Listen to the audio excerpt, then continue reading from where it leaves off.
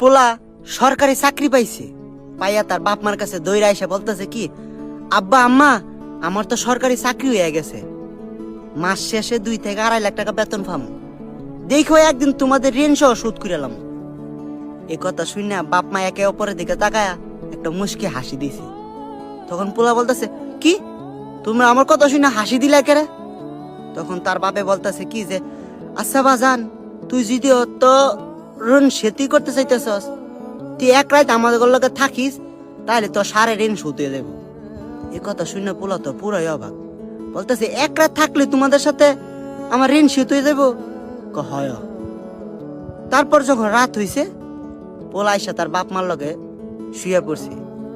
বাপে যখনই দেখছে যে পোলা ঘুমায় পড়ছে, ঠিক তখনই পোলারে ঘুম থেকে বলতেছে কি যে, বাজান আমার লেগে 1 গ্লাস পানি নিয়ে আস। তো পোলা যেহেতু ঘুমাইছে একটু রাগা নিতে পারে, বলতেছে কি, তুমি পানি খাইবে আগে রাখা দিলা না এই জায়গার মধ্যে, আমার ডাক দিলা কি লেগে? তারপরে পোলা পানি এনে বাপেরে দিছে।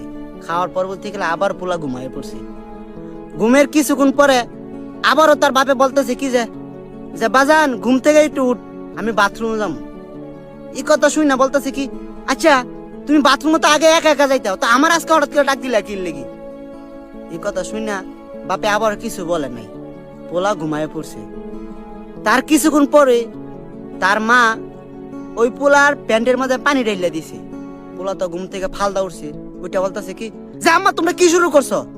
আমার কি ঘুমায় বেলা দিতা না, আর তুমি আমার এনে পানি ঢেলে দিলা কি লেগে? তার মা তখন কিছু কথা বলে নাই।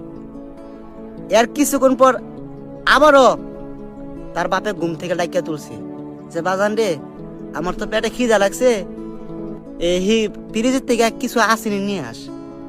এই কথা শুনে পোলার তো ধৈর্য সীমা হারাই গেছে, বলতেছে কি যে, তোমরা এমন শুরু করছে কি লেগে, আমার কি ঘুমাইতে দিতা না নাকি?